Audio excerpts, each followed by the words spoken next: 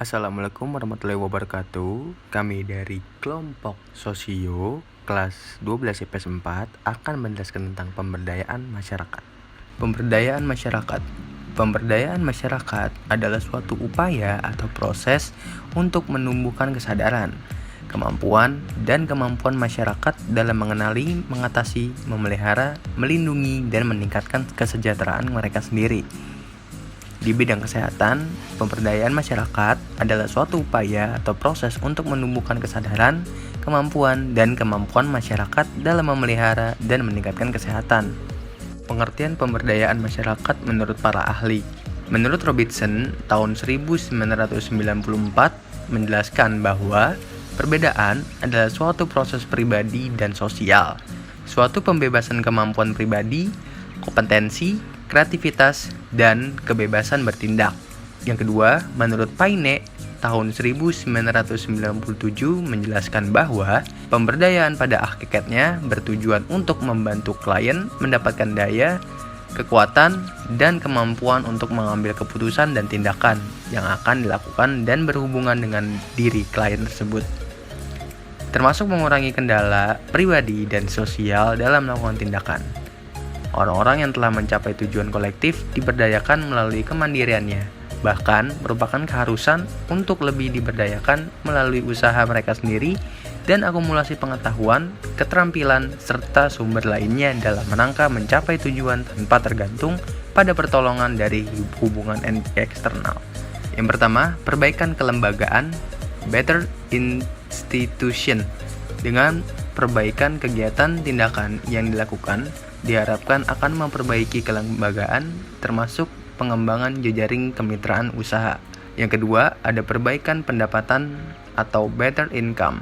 Dengan terjadinya perbaikan bisnis yang dilakukan, diharapkan akan tetap dapat memperbaiki pendapatan yang diperolehnya, termasuk pendapatan keluarga dan masyarakat. Yang ketiga, perbaikan lingkungan atau better environment. Perbaikan pendapatan diharapkan dapat memperbaiki lingkungan atau fisik dan sosial karena kerusakan lingkungan seringkali disebabkan oleh kemiskinan atau pendapatan yang terbatas. Yang keempat, perbaikan kehidupan atau better living. Tingkat pendapatan dan keadaan lingkungan yang membaik diharapkan dapat memperbaiki keadaan kehidupan setiap keluarga dan masyarakat. Yang kelima, perbaikan masyarakat atau better community. Kehidupan yang lebih baik yang didukung oleh lingkungan atau fisik dan sosial yang lebih baik diharapkan akan terwujudkan ke kehidupan masyarakat yang lebih baik pula. Prinsip pemberdayaan masyarakat. Yang pertama, prinsip kesetaraan. Merupakan prinsip utama yang harus dipegang dalam proses pemberdayaan masyarakat adalah kesetaraan kedudukan antara masyarakat dengan lembaga yang melakukan program-program pemberdayaan masyarakat, baik itu laki-laki maupun wanita. Yang kedua, prinsip utama. Prinsip utama yang harus dipegang dalam proses pemberdayaan masyarakat ialah adanya kesetaraan atau kesejahteraan kedudukan antara masyarakat dengan lembaga yang melakukan program-program pemberdayaan masyarakat, baik laki-laki maupun perempuan. Dinamika yang dibangun ialah hubungan kesetaraan dengan mengembangkan mekanisme berbagai pengetahuan, pengalaman, serta keahlian satu sama lain. Masing-masing saling mengakui kelebihan dan kekurangan, sehingga terjadi proses saling belajar.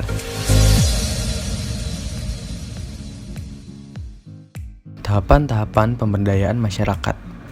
Yang pertama, tahap persiapan.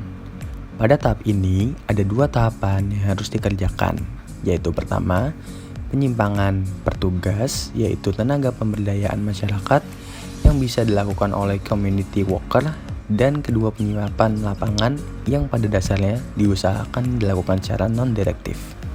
Yang kedua, tahapan pengkajian atau assessment. Pada tahapan ini, yaitu proses pengkajian dapat dilakukan secara individual melalui kelompok-kelompok dalam masyarakat. Dalam hal ini, petugas harus berusaha mengidentifikasi masalah, kebutuhan yang dirasakan atau feel needs, dan juga sumber data yang dimiliki klien.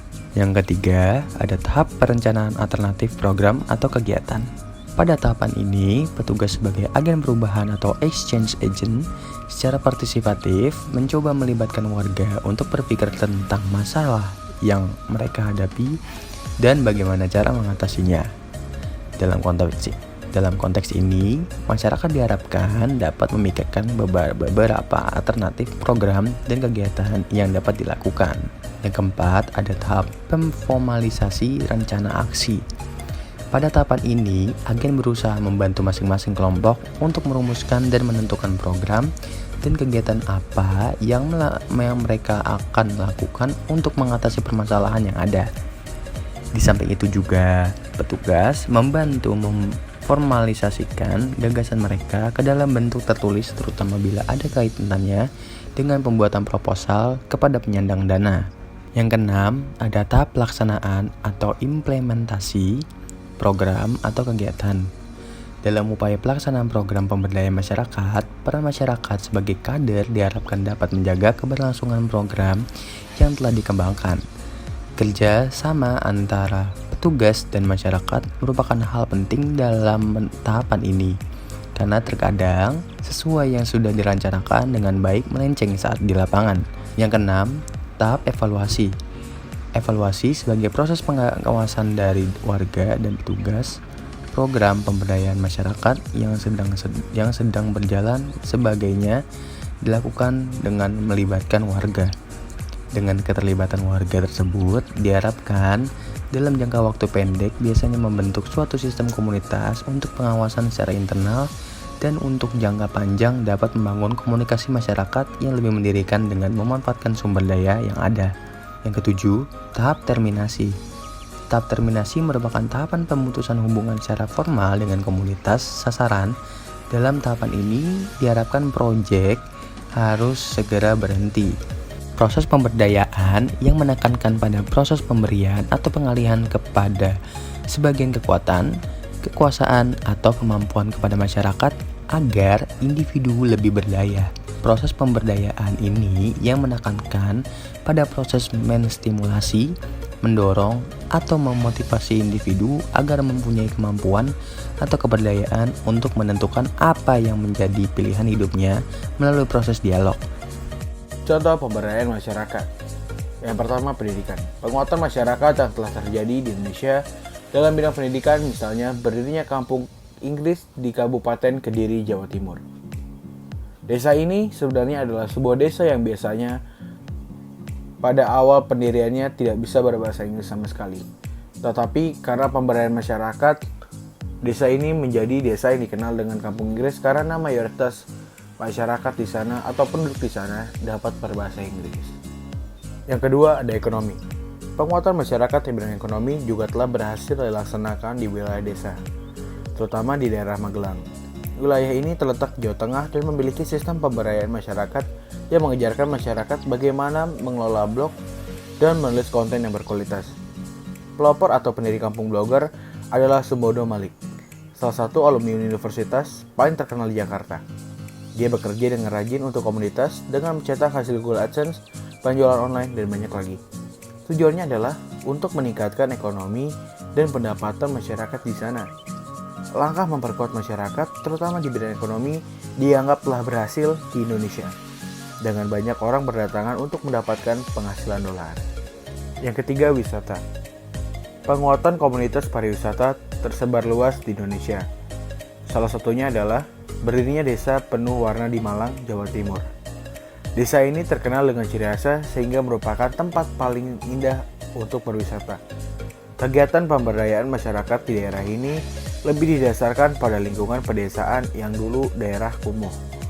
Pemerintah setempat secara aktif bekerja dengan Avitex Spain untuk menciptakan kondisi dan keindahan seolah-olah rumah itu dibingkai. Pada akhirnya, desa yang penuh warna telah menjadi salah satu desa paling sukses dalam mempromosikan kreativitas warga dan menghasilkan pendapatan tambahan melalui pengembangan ide-ide seperti penjualan dan banyak lagi. Yang keempat, sistem pengetahuan.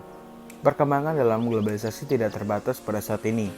Memahami globalisasi identik dengan masyarakat yang berkembang pesat. Kondisi ini mendorong orang-orang yang salah di Indonesia, khususnya masyarakat Purbolinggo, untuk mendirikan sistem pengetahuan untuk meningkatkan pendapatan melalui pembentukan pemasar kampung. Desa Marketer adalah salah satu nama desa di Purbolinggo melalui penjualan online desa ini telah berhasil mencapai salah satu kekuatan masyarakat yang dinilai untuk penjualan online.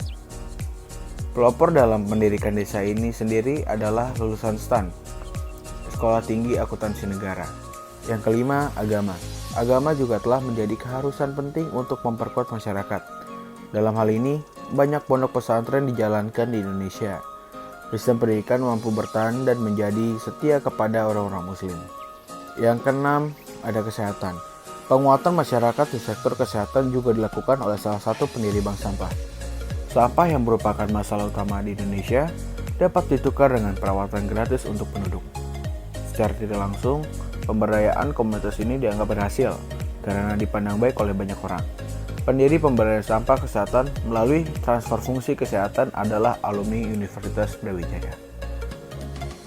Yang ketujuh, ada pertanian. Indonesia sebagai negara agraris memiliki beberapa keunggulan di bidang pertanian. Keuntungan ini kemudian dicapai dengan memperkuat komunitas. Contohnya adalah keberadaan tanaman hidroponik yang dilakukan oleh salah satu organisasi petani muda. Organisasi ini memberikan solusi ke daerah perkotaan untuk terus menghasilkan tanaman yang berkualitas tinggi. Meskipun kondisi tanah di daerah perkotaan sudah tidak banyak lagi. Yang terakhir, budaya. Penguatan masyarakat di bidang sosial dan budaya yang juga dilakukan oleh berbagai pihak, baik secara individu atau dalam kelompok sosial. Sebagai contoh, tari jerami di daerah Jawa Timur terletak di kota Surabaya.